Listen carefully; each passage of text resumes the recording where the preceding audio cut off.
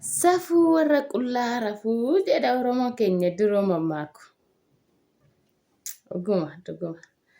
Hashamaa harka fuuni maatii keenya maatii kaasushuu akkam jirtan? Fayyaanoof jirtu?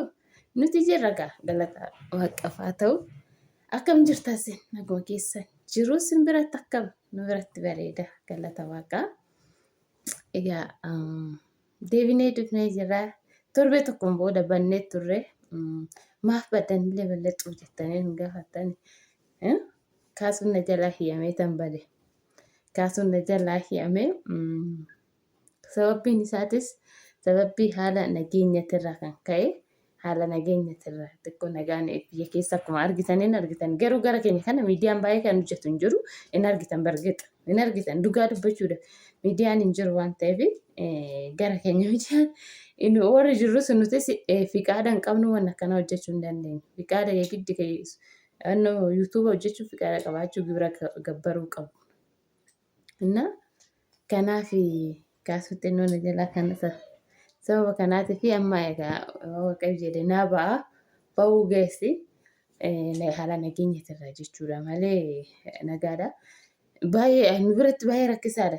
Naannoo nuti jirru xiqqoo osoo hin ta'in naannoo maatiin keenya jiranitti baay'ee tokko rakkisaadha. Nageenya guyyaa eeggaddaa nama 9 fudhatan jechuudha abbaa fatee beenu namni kun waan hundoom dhugaa dubbachuudhaaf imjiyoon tokko afaan waan hundaa fixattee buleettiin ishee Dubaay irra jirti egaa yaamuuf qobbooftee kan guyyaa boruu bararta kan jedhamu ishiin duraas turteeyyuu asallaa kana egaa maatii nagaa jechuu deemtee akaakayyuu ishii bakka maatii hundumaanuu nagaa jechuu deemtee warra ishiitiin akaakayyuu bira jirti jedhan iddoo sana akaakayyuu nagaa jechuuni. Egaa achitti ajjeefamte ishiin illee galgala isaan ufanii jennaan egaa warra caakkaa jedhaniin beekanii ufanii jennaan maaliyaa kan dutu sareen dunnaan maaliyaa saree kan dursisiisottee baatee riibsaa akkuma nama kamii gabbaanan achitti tokkosanii duute dhugaa bararaa kan barartamu guyyaa tokko kana qofa jechuudha. Inni waan akkanaa jira biyya keenya ulfaatatanii jechuufani. Egaa har'a maala fidadhee dubbisiitanii waan baay'ee nama gaddisiisu tokko dhugaa maaliyaa inni seetan innis kantiibaa magaalaa keenya magaalaa Xiyyoo warri Xiyyoon beektanii kantiibaan magaalaa Xiyyoo keenya maqaa hawuu kan hin barbaanne jechuudha. Maqaa hawuu hin barbaanne dhugaa dubbachuudhaaf haala badaa ta'e haala ulfaataan dhugaa waaqa jechuudha. Qaamni isaa saalaa kantiibaa jechuudha. Kantiibaa afaan Oromootiin bulchaa magaalaa jechuudha.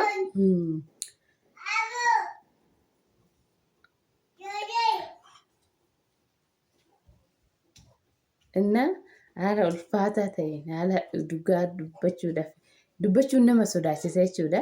Nama gaddisiisa illee dhugaa dubbachuudha. Inna kantiibaadha bulchaa magaalaa Xiyyooti. Xiyyoo warri beektan.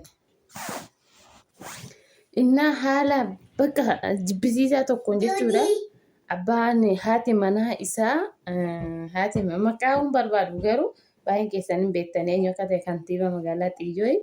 Egaa anis alattuma achiiti qaama isaa saalaa haadduu yookiin albeen irraa murte dhugaa dubbachuudha. Ani kanan kolfulleedha. Haadduu yookiin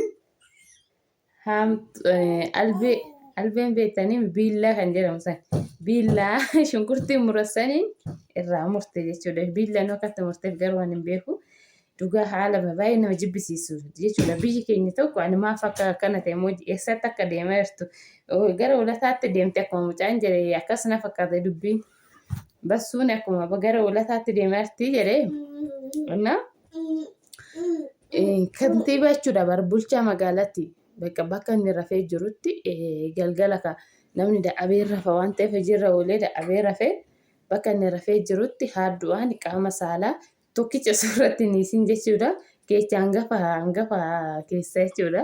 Warri irraan beektanii egaa bakka duumiti na fakkaate duraan akkanatti fakkaatutti dhiirri yoo rukutan minamina hin du'a jira. Garuu bakka duumiti garuu homtuu irratti hin hafneef homaan irratti hin hafneef egaa asitti magaalaa kanatti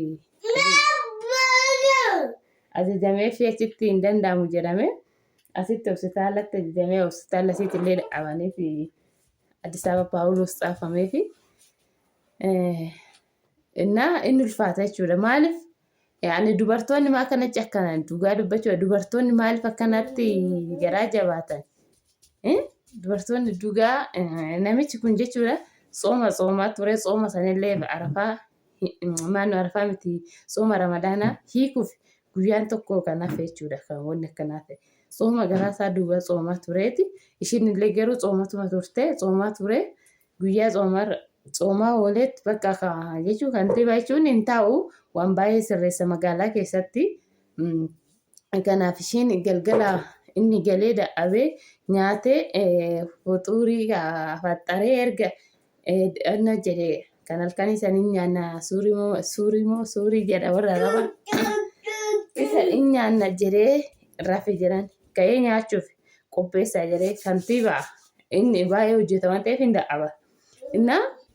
Kanaaf rafee jennaan bakka inni rafetti hadduu yookiin albee fudhattee qaama isaa tokko irratti hin ganne jechuudha. Amma yoo achi inni hafumarratti qabee hamtuu ofirratti maannoo albee ofirratti qabee jennaan egaa inni iyyee ijinaan ollaan itti ba'anii ollaan yoo itti ba'anuyyuu albee fuutee qaama isaa wajjin alatti darbitee qaama isaa irraa murte irraa gatte alatti darbitee naan sareen fu'atte. Sareen fu'attee saree taate saree qallaba guyyaa tokko itti yaadnena. Maaf kana ta'e dhugaa dubbachuudhaaf amma namichi sun dhukkubsatee qaama saalaa hin qabu irratti haa ho'amu jennaan Addis Ababatti hin deebi'amu namni jechaa hin dhabame saree nyaatte erga soqanittis hin dhabame ishiin garuu ammaaf seera jala ooltee jirti. Inni immoo yaalaarra jira baay'ee ulfaata. Yoo keessatti haati manaa Abdii Raggaasaa zayita irratti kan zayita sanuu wayya guggubatanii uma fayyani fuullis nama qayyaramu qaamni namaattis qayyaramu fayyu garuu kan ammoo lammata ilmoo salchuus hin danda'u. Waan baay'ee irraa hin beektani waan baay'ee qaama irraa jechuun ni ulfaata machee hin beektu waan ta'eef inni sababiin akkana godhamee fi egaa haati manaa isaa inni jechuudha haadha manaa biraa fuudhaa.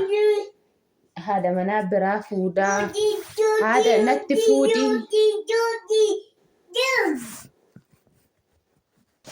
natti fuudhii jennaan balaa kanatti jiranii garuu rakkoon qabu shari'aan illee eeyyama akka musliimatitti niitii lama fuudhuu shari'aan eeyyama fakkaate innaa balaa kanaatti irra jira keessattuu warri dhiiraa eeggadda kaasuun amma balaa kana na biraa deemeeyyuu ni dhameeyyuu amma yoofillee inni manyitaa kophaatti qabaa. Manyitaa isaa sani kan mucaa keenyatti inni akka ga'utti manyitaa san uleessi godhatee manyitaa isaa irraa jechuudha balbala qullufatee of shakke bakka gaafa nyaaratti guura fiigeetuma ba'a gizumaa firaashii gootota bakka kaasuun jechuudha. Warri dhiiraa of eegaa dubartii irratti warri quuftan kun of eegaa fuudhallee yoo ta'e fe'ii ishiitiin alatti wannuma yoo ta'e fe'ii ishiitiin alatti akka hin goone isin jechuu barbaadaamsa kiyya. Warri irrattis immoo warri dubartootas immoo jabaatiin haamaa miti dhiisaa akka barbaade haa ta'u cubbuun isaa waan ta'eef kun fuula gubatee kun qaama muratee yaa rabbii irri booda dubartiif fuudhu waan ta'eef inni ulfaataa kanatu jira biyya keenya keessa maaliif ta'e kun keessattuu warra Oromooti irratti mul'ate kuni amma maal barri kun akka kana ta'an hin beeku. Kanaafiyyuu of qusaddaa warra dubartoota illee ofirraa ari'aa adeemu sinirraa yoo barbaade maaliin jiraattu kan biraa hirmtanii yoo barbaadan immoo kanattis jiraachuu hin dandeessu. Innaa kana sinin jala viidiyoo biraatiin walitti deebinutti sinan jaaladha. Ciao ciao.